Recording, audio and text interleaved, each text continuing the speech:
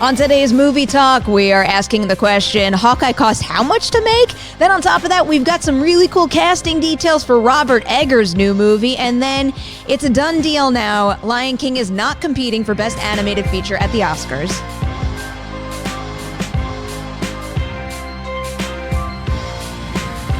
Hello, everyone. How you doing? We've got a great show for you today with Jay Washington and Nikki Novak. We got so many stories to cover, and we're going to highlight them all right now in the call sheet. First up on the list today is that casting story, because Robert Eggers, even though some of you out there have not seen The Lighthouse yet, it's coming your way. Keep an eye out for it. He's already working on his next project, though, and it is gonna be a Viking revenge saga titled The Northman, and it's set in Iceland at the turn of the 10th century. And apparently, Eggers is lining up quite the cast, because he's got Nicole Kidman in talks, as well as both Alexander and Bill Skarsgård. On top of that, he's got The Witch star Anya Taylor-Joy, and also the Lighthouse star Willem Dafoe, all in talks to join this project. Next up, the Academy of Motion Pictures Arts and Science just revealed that 32 films submitted for consideration in the Best Animated Feature Oscar category, and Disney's The Lion King is not on the list. There was debate earlier on whether it's a live-action remake or if it's an animated film, but now it's a non-issue for the moment, because Disney opted not to submit The Lion King for consideration in this category. Next up here, we've got a little something from Taika Waititi. During an interview on Jimmy Kimmel, he talked a bit about Thor Love and Thunder and confirmed that Korg is going to return. Here's what he said. I just finished a couple drafts of that story. There's more Thor. There's twice the Thor in Thor 4. Natalie Portman's coming back. She'll be playing a female version of Thor. It's from a comic run. There'll be 2 of them. My character is coming back, Korg. Yay, I like Korg. Next up here, another casting story. Another thing about The Matrix, which we've been covering a lot lately. According to Deadline, Iron Fist star Jessica Henwick is the latest to possibly board the film in an unknown but reportedly major role. And just to recap everything here, that means she could be joining Neil Patrick Harris, Jada Pinkett Smith, Keanu Reeves, Carrie-Anne Moss, and Yahya Abdul-Mateen II in the film. Finally here for the call sheet, The Falcon and the Winter Soldier, WandaVision, and Hawkeye cost as much as $25 million per episode, totaling $500 million. Disney is reportedly buying out the back end on all of their original productions, similar to Netflix's model. This means they'll offer creatives and possibly lead cast members more money upfront in order to secure future earnings in perpetuity. We're going to discuss this quite a bit later in today's show. But first, a message from Ken. Check it out. Well, hello there.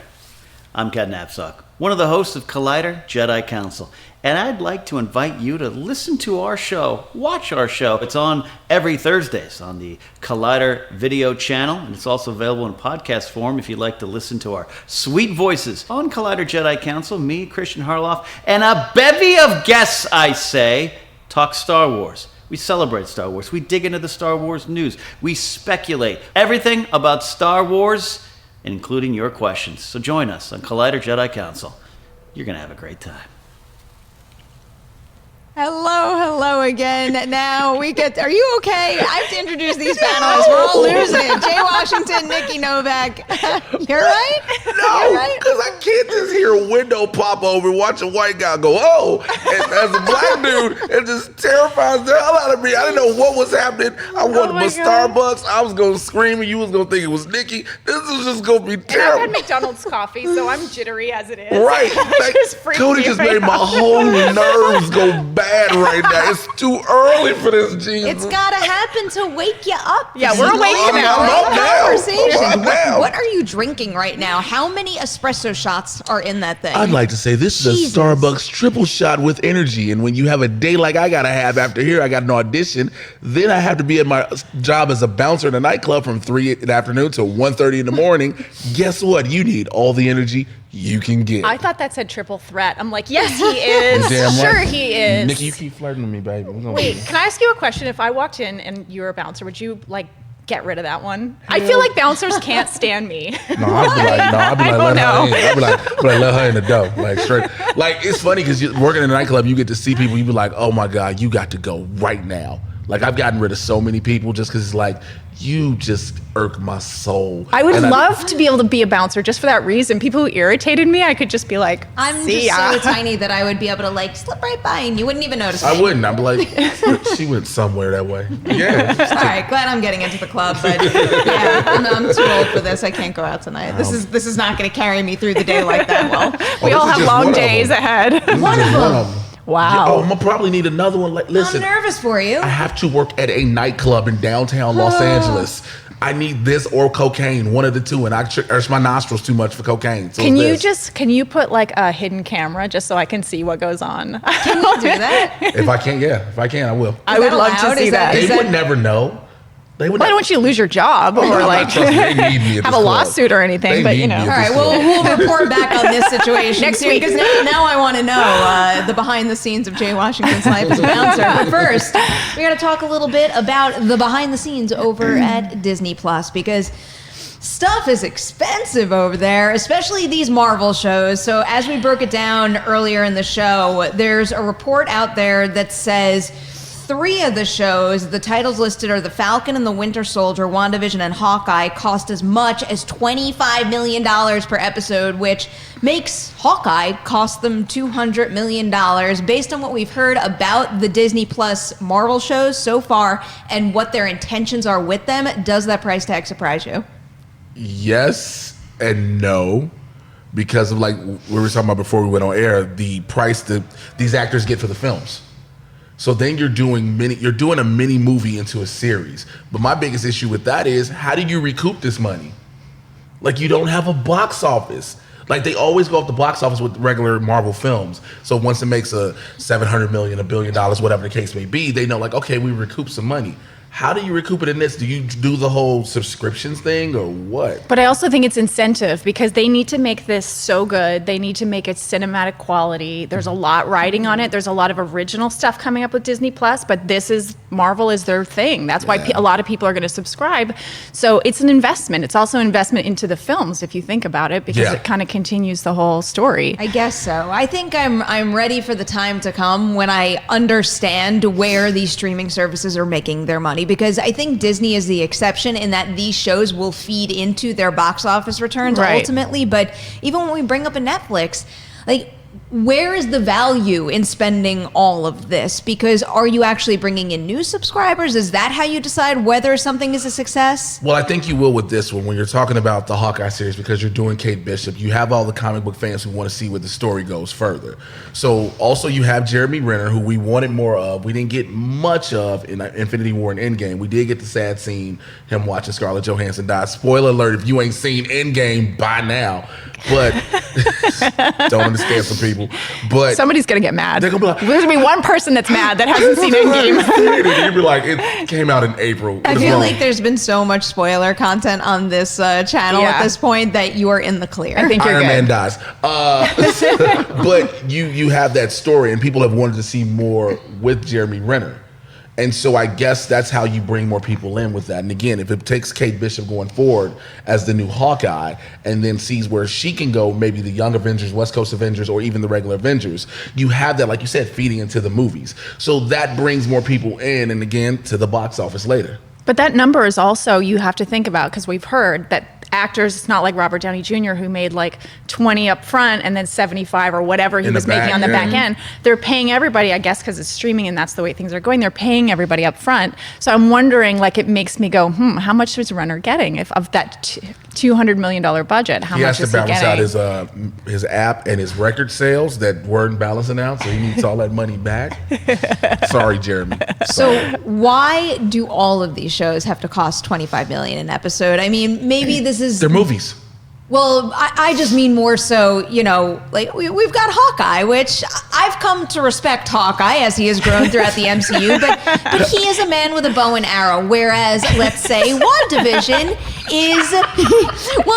has Scarlet Witch and Vision, and they've got a different set of powers that might cost a visual effects department a different amount of money. That makes me question the story then. Where are they going with the story? Yeah. Is there going to be de-aging? What's happening? Is like, it makes you think it's not just the Renner salary, but the budget actually makes me excited. It makes me think that it's it's going to have that same cinematic quality, and they're not cheaping out on it. And it's going to be a bow and arrow.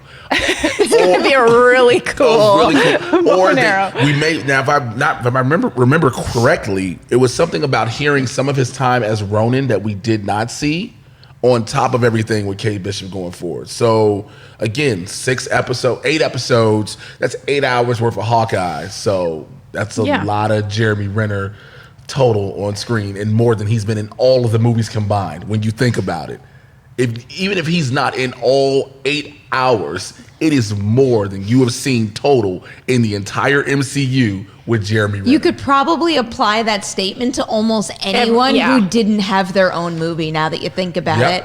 Anybody? I mean, even when I think about, let's say, Winter Soldier, who Falcon had a huge role in a couple of the Cat movies, it still probably doesn't amount to even the Falcon. How much screen time? Okay, somebody needs to now go and Do the clock math. in Renner's screen time in all the movies. There has to be like an infographic out there somewhere that shows everybody's screen time. Yeah, so I think that's what it is now. It's like, because these people didn't have their own individual films. Granted, yes, Falcon was a main part and Winter Soldier were parts of Civil War, Captain America Civil War, and going forward. But Hawkeye was a minimal part of the films. He wasn't that much of a major issue. I mean, the Avengers, when you first really got him, you're like, all right, you were hypnotized by Loki. Okay, cool. He was in Thor, but nobody really remembers that. Nobody really remembers that. Then you don't get him again until Age of Ultron, where he tells us he has a bow and arrow, and we're like, yeah, dude, we know. We got it. Then you get him in Civil War, just a bit. You don't get him in Infinity War at all. You get him in Endgame for about maybe total 10, 15 minutes on screen. If you really think about it, in the grand scheme of things, you have Jeremy Renner on screen for about 10, 15, maybe 20 at the most. Which is the exciting thing about these series. If they're not going to put the resources behind making a full feature for some of these characters, I'm glad we're getting this. It's just the business side of my brain does not compute. It's like there has to be a ceiling, we're pumping so much money in and pumping that much product out where you stop seeing the returns. Because when you think about the lineup of Disney Plus series, of all the ones that have been announced, which one do you think is going to be the most beneficial to Disney and the MCU? And for a variety of reasons, whether we're talking about bringing in Disney Plus subscribers or ensuring that somebody prioritizes the MCU because of these series at the box office. More than likely, and this is going to be weird for me saying it. No, say it, go. WandaVision. Really? Because WandaVision has a direct connection to Doctor Strange, too. Mm-hmm, true. I think just general interest, Loki, for me. It's just in a general sense. Like, he's the most fascinating character to me. And what he's doing, messing with history. Yeah. I'm going to watch every single one of them, but I think I'd have to go with WandaVision at this point. And because of the tie. Yep. Because of the tie and because those are two characters that I've always wanted to see more of. And I want to see my homegirl Tiana Paris in it, so okay, that's a good reason but too. When you look at I was looking at what other shows cost, like Game of Thrones, the last season was $15 million. And you got to figure each episode is $15 million. Season? No, each episode. Oh, okay. Yeah. So this is 25, and I'm sure those actors are paid well, but they're not nearly paid as well as MCU actors. So that actually kind of reinforces my question though, because when it came to HBO and Game of Thrones, that was like the ultimate for them. That was the major, weekly viewing experience. There was nothing else like it. It was really at the peak of HBO. Whereas when you think about Disney Plus and all of the Disney theatrical, they have so much. So I can't quantify what one of these series would mean for that whole operation. Right. It's hard. I mean, again, when we look at it, you can't really say one. I will say, like I said WandaVision because of what it goes directly into a movie. We know exactly what it goes into. And you had some people who didn't like Doctor Strange 1. It's just what it is. But that's not possible. There are some people who did not like it. There are some who did not like it. I would suggest if you don't like Doctor Strange, that's totally fine. But if you don't like Doctor Strange and you've only seen it once, I would urge someone to rewatch it. Yes. Yeah. But now and you it have holds up. Yeah, it definitely it holds absolutely up. does. But you have all of these movies that go into the larger Marvel Cinematic Universe, unlike the Netflix shows, which were supposed to at first. But then that changed completely thanks to Jeff Loeb and them. So now you have something different. So here's a question to maybe throw a little wrench into the WandaVision question here. Think about all the MCU movies that we've got and which ones don't make as much money as the others. And my mind immediately goes to something like Ant-Man and the Wasp, which is maybe a low priority viewing opportunity for the MCU, but that particular movie also had real key information that we needed in Endgame, yet still that didn't bring it to the same levels as some of the other I'll give you another movie if you want to go there. Thor: The Dark World. They're known in the MCU for making 2-hour plot devices. They're known for doing this, and they have a return. They don't have the major returns, but they have a return nonetheless. And so you have these movies that are coming out. Some people are like, why do I want to see this? Case in point, The Eternals. We've talked about that numerous times, where it is literally meant to be just a jump-off point to bring mutants into the MCU. It's a 2-hour plot device. But Marvel has had a formula that works, that no matter what, they'll still generate at minimum $400 or $500 million. At minimum.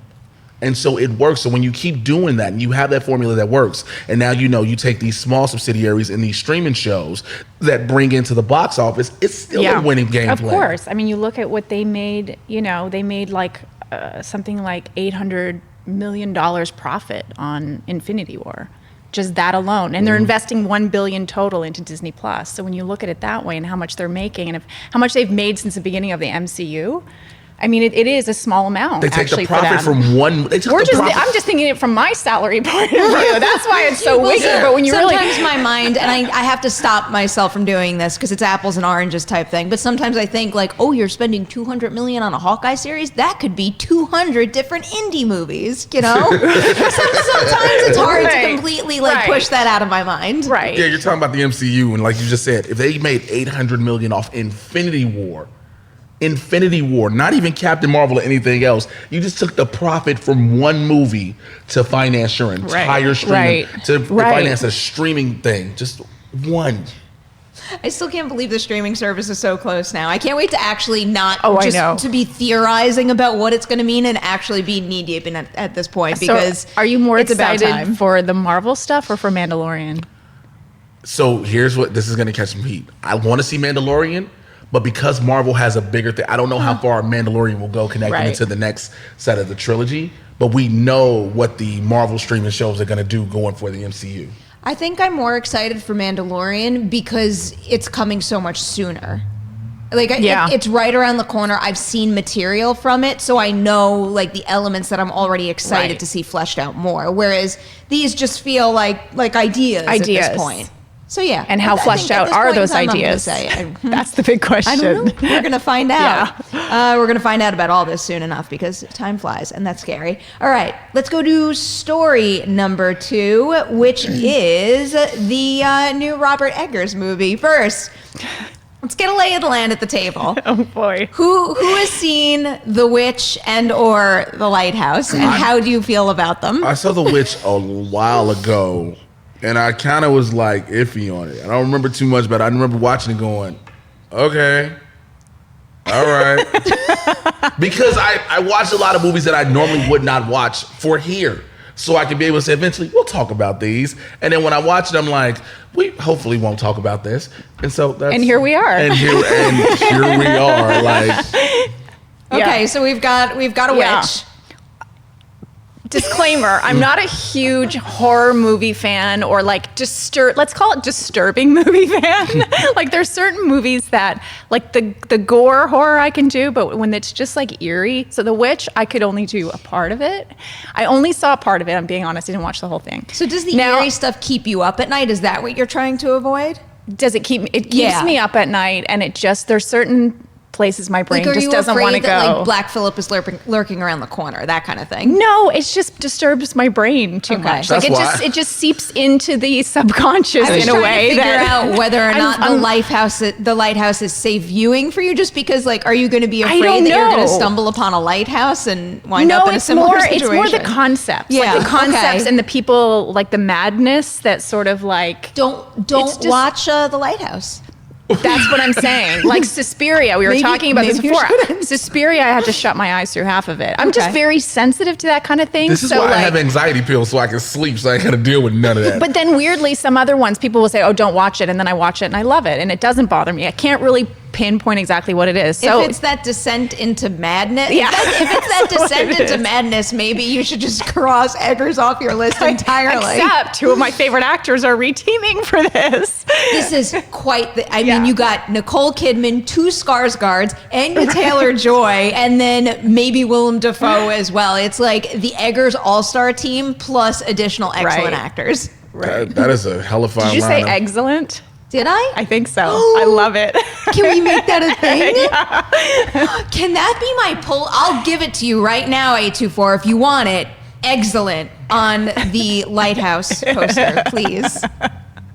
You're amused. You know you are. I would have seen The Lighthouse, but I just haven't had the opportunity yet. Like I haven't gotten an invite. But Okay. I'm actually going to go see that because that's the thing. If I I think don't it comes see it, out limited very, very soon. does it? Because if Yeah. I don't see it like at a screening and I have the opportunity at home to turn it off, I will. So if I sit in a theater and I have to it's respectable if you don't, if you're not into that kind of it's stuff. just- It's like a safety button, the stop button. Yes, exactly. I love it when it comes time for Perri to talk about horror movies because she's like, "Listen, you really need to take the chance on this one." Like if it's horror movie, no, because if it's horror, we know you love horror films, and I have nothing. I love horror, but it's like, listen, this might be a suspenseful one, this might be a thriller, this might just scare you just a wee bit. I also feel guilty about everything, so I would never just push someone into something that might really freak them out. So, and there's level of like disturbing. Compare that to Midsommar. Compare The Lighthouse. Compare the Lighthouse. See, but like my brain and what freaks me out, Okay. I think might not be in like if it's again the madness thing. I Yeah. would say that the Lighthouse is scarier than Midsommar, Okay. but I don't know. I like neither of them really kept me up at night. I wasn't really thinking to the point that I'm afraid I'll ever find myself in this situation, or even just like what happens to someone's brain when they're isolated. Like I don't know. I don't carry it with me. Okay. It's a weird thing. I do. So, given how you feel about horror movies and Robert Eggers movies, does this ensemble and this core concept give you any urgency to see this movie at all? 1000%. Can't wait. I get to see two Skarsgårds play as Vikings. Oh yeah. I mean, you hear kinda that meant to cast, be. and like this is the thing. I'm a huge Big Little Lies fan, and just like whether or not you like that kind of show or is fine, but the two of them together, Skarsgård and Nicole, their chemistry is very rare and great, and they have such a trust built up, and you know that it's going to be dark, and you know they're going to go to some dark places. That is what I'm going to be interested to see, that relationship. I think I'm also really interested to see how he shoots the movie, just because we know there's a very specific style in Lighthouse, the black and white thing, amongst other Yeah. qualities that it has. So I'm just curious to know if he's going to stick with something like that, go back to maybe slightly more traditional photography in The Witch. I want to know what he's got cooked up on the tech side too. Yeah, and 16th century Viking just sounds like something. 10th century. 10th century, Yes. sorry, yeah, like So- And that. in Iceland. Right. I love No, it Iceland. I sounds- don't know if I'd love 10th century Iceland, but I just like Iceland. I just was gonna say to get to see Alexander Skarsgård basically look like Tarzan again. That's all they with the long hair and everything. Now you I just feel grow- like it's a Oh, little that's cold true. for that, no? I mean, he grows out. He keeps clothes on. Okay, well, he'll have a beard. He'll have a beard, but he'll have Probably. the hair. He'll look like Tarzan. Just nobody refined him. That's what it'll look like in this.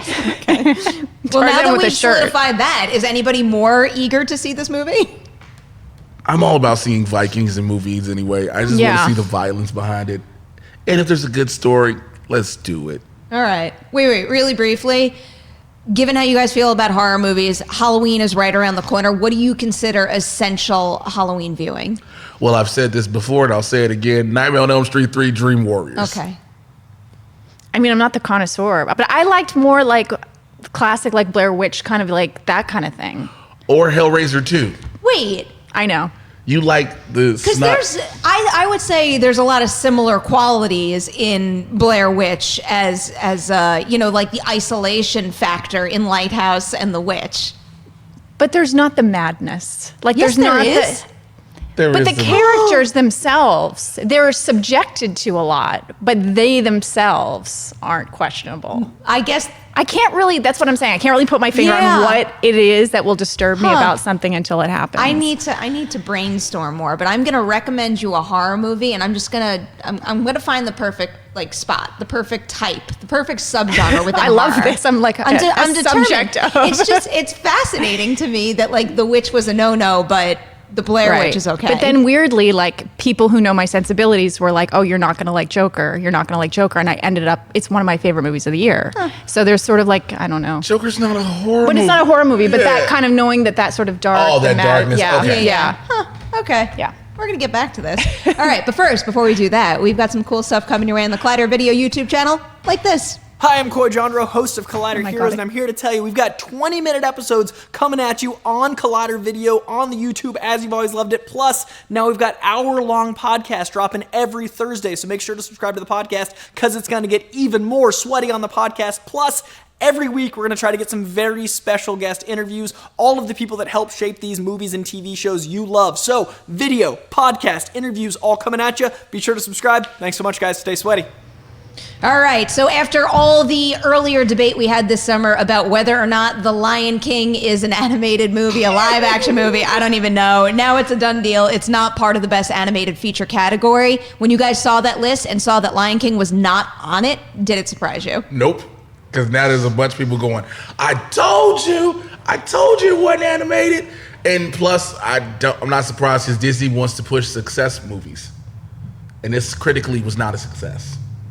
They do have a lot of movies right now that are going to require extensive Oscar pushes. So I feel like that might have been, what took the movie off that list, but it still does beg the question, where does a movie Where does it fit? Because even though Lion King didn't meet expectations to the point to warrant an Academy Award push, like we're still going to wind up with the same question in the very near future. Well, because it's this, you have Jungle Book, all those different type of films that do this. But Jungle Book's different because Jungle Books had the live action actor had a live action in it. character, yeah. But this, I guess, we were talking about it.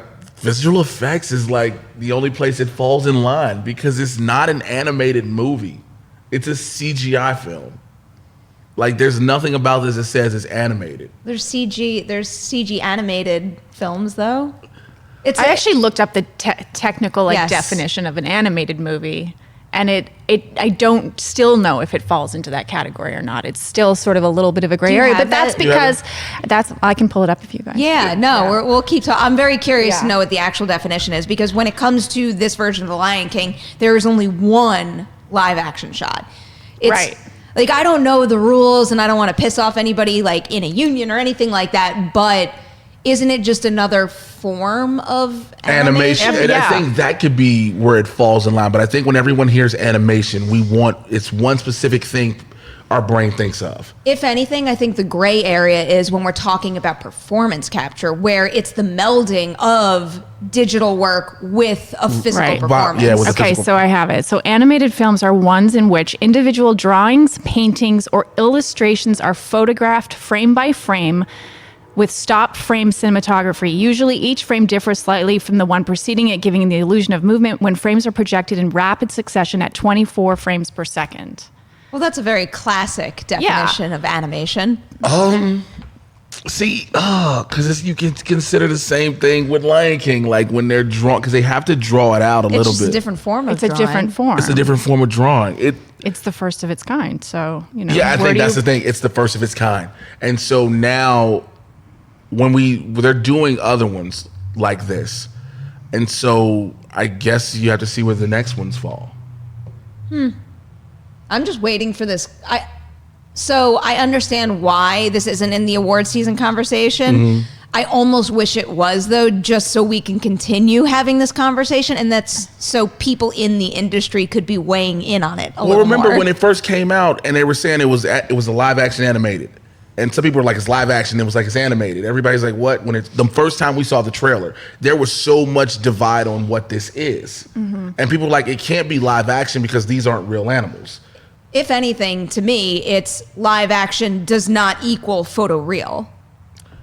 Yes, because at times those lions Right. do not look real at all. Well, Because there's times where Simba's face is just like no one decided to add emotion to that scene. So you just answered my question. If it was eligible or if it was running, would you give it a nomination for best animated? no. No. Not with not with what's on this list already, and also what's on this list that I haven't seen, because every year it's like we know the likely ones, like we know Toy Story 4 and Frozen 2 are likely going to get nominations. Maybe even How to Train Your Dragon. You never know, but there's always that, that outlier, something that wasn't part of a big studio that winds up getting a nomination, and usually I'm pleasantly surprised by those. It's like I keep thinking of My Life as a Zucchini, and I was so happy that I wound up watching that. It was great. But it wouldn't have been on my radar whatsoever unless it had gotten that nomination. If you guys had to pick one thing on this list to give the award to right now, what would it be? I would pick Abominable. I really liked Abominable. Oh, I thought it was Abominable a really, not even underrated. I think it got, it was well received, but I think it was very original. I mean, obviously Toy Story 4, I really liked. In terms of achievement, I think that was probably the highest. Frozen 2, I haven't seen yet. That's probably going to be up there, but I thought Abominable was such a nice surprise. So you would give it to Abominable, but what if you had to place your bets right now? What do you think is the most likely to actually win? Toy Story 4. Toy Story 4? Yeah. I think I'm going Frozen 2. Are you? I don't know. I got like a lot of faith in that. Yeah. And being in the room for the D23 presentation was, I don't know. It's not like I forgot how special Frozen was, but seeing them all come on stage and hearing the new song, just like we were talking about that earlier. And I think that's part of Elton John's quotes recently, where the songs from this new rendition of The Lion King didn't kind of permeate pop culture quite like the original ones did. And when I think about that one Frozen 2 song that I heard there, that's the new Let It Go. People are going to be singing that nonstop. I was whistling it for God knows how long after D23. Yeah, because nobody's singing Beyonce's song from The Lion King. Nobody even remembers that song. Because it was a transitional song. I could not believe that that's where they put her special song. That or Can You Feel the Love Tonight in the daytime. I just love that Elton John is so outspoken. Yeah. And that he's saying what he really feels, because we are in an age of, celebrities being very careful with saying things, especially about other celebrities. And the fact that he's just like, I'm 72, I'm just saying what I feel. What I won't say. Yeah, but he was right in the sense that I remember seeing The Lion King and the music just like searing into me and just being such an emotional moment. And you so associated that song with that movie. They go hand in hand. And this was just, it didn't. Here's, in case you guys missed the quotes, here's what he told British GQ. He said, "The new version of The Lion King was a huge disappointment to me because I believe they messed the music up. Music was so much a part of the original, and the music in the current film didn't have the same impact. The magic and joy were lost. The soundtrack hasn't had nearly the same impact in the charts that it had 25 years ago. When it was the best-selling album of the year, the new soundtrack fell out of the charts so quickly, despite the massive box office success." But how could it if it's also not original songs? Like with Frozen, what you're saying is what they've decided to do is they've decided to create new songs that you haven't heard before, where they didn't really do that with the Lion King. Maybe they should have taken that opportunity to do a little something different, because think about how many cover songs, hit it big on the charts. Well, especially when it's Beyonce. And then on top of that, we had to hear Billy Eisner and Seth Rogen do Hakuna Matata. Oh, I enjoyed that. Yeah. It was goofy. It was goofy, but it wasn't the way, it was fun to hear, but it wasn't as pleasantful as the original Hakuna Matata when you heard it. No, the Because when you hear was... the original, you're like, Hakuna Matata. You just get to do all that. This one, you were like, this is fun. When I think of Hakuna Matata, I think of you. Oh, thank you. It means no worries. I kind of like that. Thinking about Aladdin, though, it's not like any of those songs cracked the charts. Yeah, because nobody was scared about Will Smith's You Ain't Never Had a Friend. I actually like that too, though. I love Will Smith. But no, he makes some songs. Will Smith will make songs so likable. They're likable because again, everybody knows when Men in Black comes on, the original. Here come the men. No matter what, you do stuff, but it's not many people who are doing that to the songs that were sung in Aladdin. Can you do some Get Jiggy with it? Na na na na na na na na na na na na getting jiggy. That's all I do is the chorus. I know when I hear it, I know all the lyrics, which is crazy. I hate that. Like when I know the lyrics and when I hear the song, I can sing the whole thing with it. But we're gonna act like I never said that. But yeah, nobody is really doing the Aladdin songs when Aladdin was known for the songs. True. That's another one. No one is really going for the songs in that. Maybe that's something to rethink, because I feel like you could still have the structure of these animated classics and then maybe break through by spicing up, by treating it more as a cover instead of just, another rendition of the same exact thing. Also, I still like to say, when it comes to Beyonce and The Lion King, I said this before and I will say it again, I am mad we did not get the perfect moment for Beyonce to tell all the lionesses to get in formation. Like, she had them, like, why could you, out of all things, you should have Nala say at that moment, since you got Beyonce, say formation, have Beyonce put it in the contract, this way everybody goes and get lemonade, bam, more record sales. I'm sorry, marketing genius. I enjoy like all the specific, nitpicks you have of the Lion King. Because I was watching, I was like, y'all could have did this. Yeah. Like, I love John Oliver as Zazu. I loved him he was perfect as Zazu. But James Earl Jones, y'all could have just voice dubbed the original, because I understand you want to have him in this, but it didn't sound as powerful as it did 25 years ago. You could have taken his exact voice dubs, paid him for it, because he would have been paid the same as James Earl Jones. But he was, when Scars of the Challenge, it didn't sound the same as it did in the animated movie. That was just me. Is Lion King your favorite Disney classic animated movie? You know how many times when I was a kid, when I heard, nah, I jumped up like the giraffes, okay? Look, I have a child that I've played that for to make her sit down. So yes. I can tell. I like that. From my heart. All right, we got to save some time for live chat questions, because there's a particular news story out there that you might notice we didn't get to today, because we're going to have that conversation with Jeff Snyder tomorrow, and he's got some interesting insight there. But we do have a question about it, so we got to bring it up. Steve Calderon is asking, since Jonah Hill is no longer in talks for the Batman, could this be a good time for Marvel to offer him a role in the MCU? Let's answer that question first, but I want to get your take on Jonah Hill opting out of the Batman. What hero could he play that? Because I don't want to see Jonah Hill try to be serious in the MCU or villain. I don't think I can see him as a villain. I would like to see him as somebody, but I don't know if it'd be a hero either. Like, who would you put him as? He'd have to be a character they just decide to use or something. Somebody they make up that's a small role, like they did with Kat Dennings in Thor. Like, put him in Thor 4. Put him in Thor 4. Yeah, put him in Thor 4. Okay. Make him an Asgardian, a new Asgardian. Oh, I like that. Make him a new Asgardian. Put him in Thor 4. A comedic Asgardian. A comedic Asgardian. Yeah. And Taika Waititi would know perfectly what to do with him.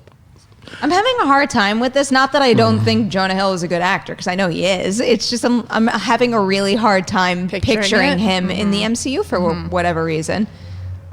Yeah, nothing jumps out except that kind of works, because Thor's going to be comedic, and I don't know. He's done things that aren't comedic. Yeah. It's just, I guess my mind is just like forcing him in that direction, because one of the first series that came to my mind was Ant-Man. It's like I could see him going back and forth with Paul Rudd about something. Or back and forth with Louise telling stories.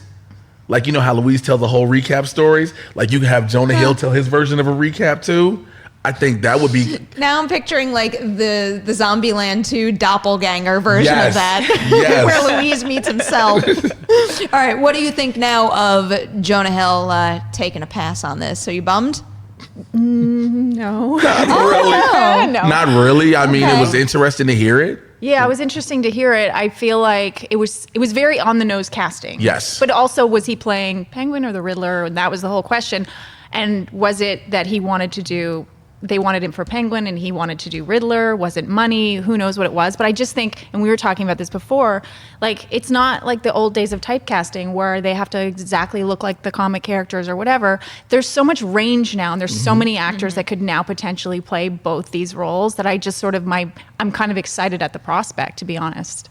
I was excited to hear that he was possibly in the mix, whether it was for the Riddler or the Penguin. So I was a little disappointed to see that headline, but also looking at the cast they're starting to put together right now and knowing how many great options there are out there. Now I'm just excited to see who's next. Exactly, But the thing was, if he did Riddler, it takes Nicholas Hoult out of running, because we all kept saying we wanted Nicholas Hoult to do it, because remember... Nicholas Hoult is so underrated. Yeah, because remember, he doesn't get screen enough tested attention. with Robert Pattinson for the role of Bruce Wayne Batman. And so it was always that rumor that if you screen test and you don't get it, you more than likely become the opposite of that. So Nicholas Hoult is the Riddler, Jonah Hill is the Penguin could have sounded great, But at the same time, like you just said, what if he wanted a lot more money than they were willing to give him? To add a little to that, this is from the Collider.com article that Jeff wrote.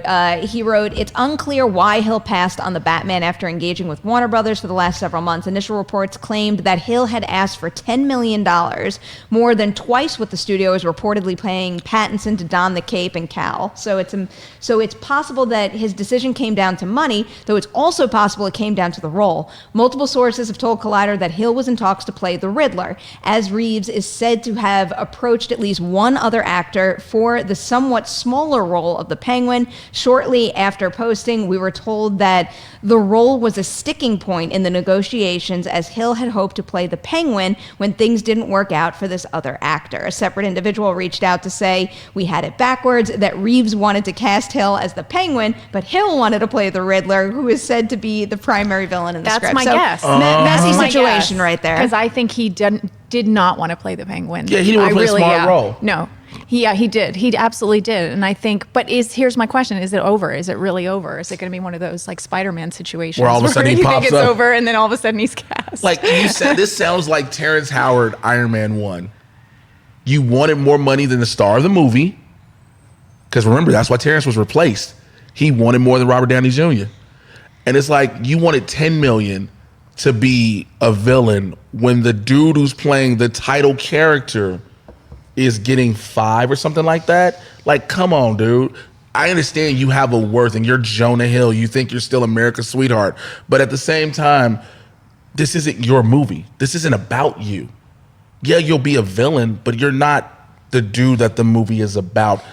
Bring it back. Do we know how much, like, Momoa's got for Aquaman? Do we know, like, approximately how much they pay their actors? See, that would be curious. I'd be curious to know, like, who sort of, like, got the most. It's incredible because the knee-jerk reaction is like, that's a lot of money, whether it's half or all of what you want. But on the flip side of it, it's like anyone engaging with any kind of big property on the big screen, I just try to stop and think about all the things outside the actual job of performing in the movie that come with it. So I can maybe understand why someone would push to get more on that particular project. Maybe it's a little outrageous to demand as much as he did when Pattinson is only getting however much he is, but I don't know. I'm just trying to consider both ends of it here. And he could also, if there was going to be his character in another movie moving forward, that was only for a first film. Right. Whatever he was You never asking know. for. Yeah.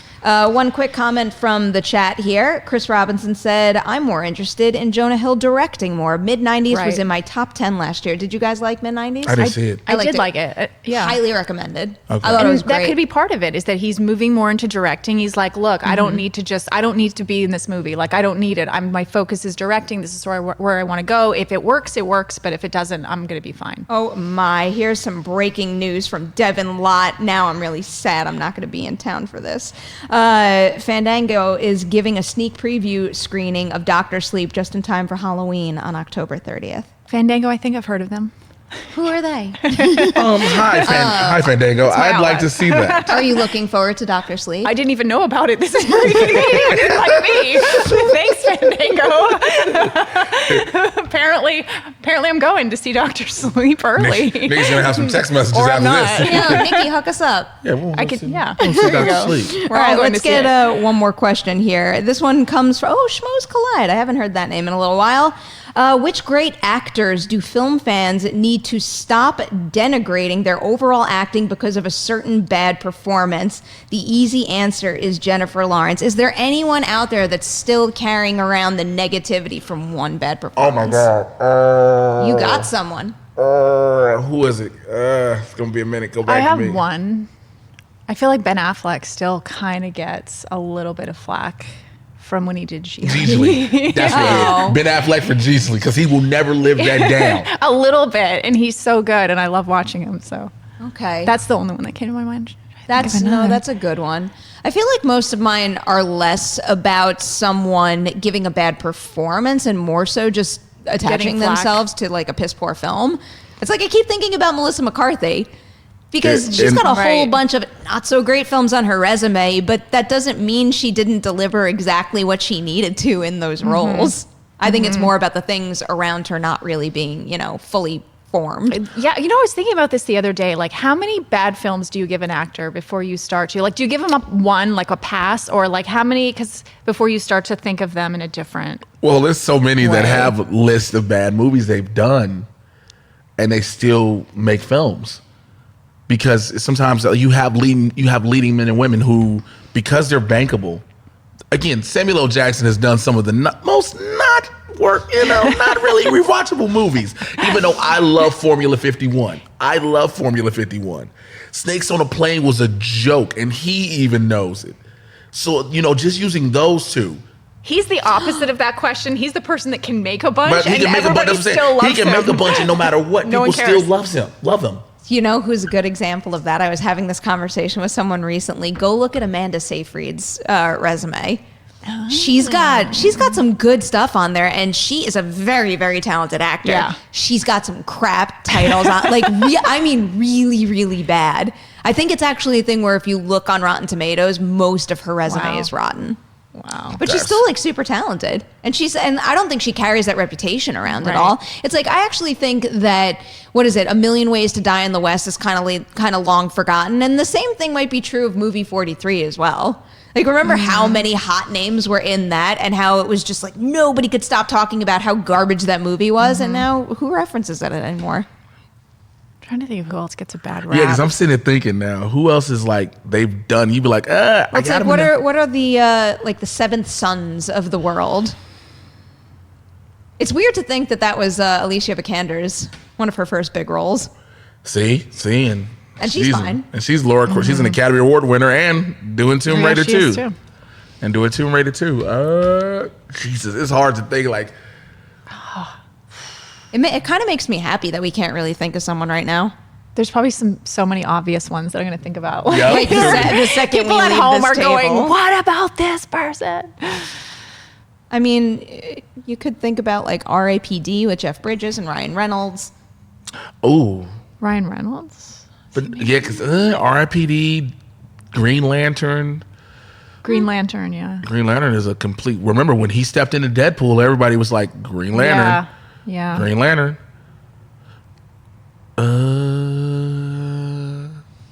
How That's about a tricky one. Yeah, I know. Do you want more time to think about it, or do we want to flip it around? Does Taylor for a Kitsch have positive- anything bad beside Gambit and X-Men Origins Wolverine and John Carter That might from be- Mars? I think that might be a really good example, actually, because Taylor I feel Kitsch? like John Carter still follows him, and it's not like he was on the cusp, I think, of having like a major breakout career, Until John Carter from John Mars. Carter kind of extinguished all that. I thought of somebody, but I don't know if it fits into the category. Gerard Butler. Geostorm. Gerard Butler did come to mind as I was reading the question, but the magic of Gerard Butler is that he, in this process of making some, maybe not so beloved movies, has carved out the perfect place in the industry for him. It's like he makes movies nonstop, and whether you like them or not, there is a big audience for it. Uh-huh. Statham's the same. He's made some movies that aren't as great, but people still love him. He's kind of like that person that. That's why Statham jumped into the Expendables franchise real quick. Was like, can I go wrong with every other action hero ever? Not really. All right. I feel like we wrapped up this negative think we did question it. on a I think we positive did it. note. Job well done, guys. How's the coffee feeling? Is everyone Very cold, buzzing but at this point? yeah. Jittery. I am wide awake. I have seen. Jay is gonna fly out of this room. I've seen the multiverse during this whole episode. Guys, thank you so much for spending your Thursday morning with me. To Adam in the booth, Thad in the live chat, thank you so much for your help. Do not leave this episode of Movie Talk without liking and sharing it. Tell everybody you know about the show, too. That would be greatly appreciated, as would heading on over to Collider Live. They kick things off at 10 a.m. Pacific. Check them out, and then come back to Movie Talk tomorrow, 9 a.m. PT, for a brand new episode.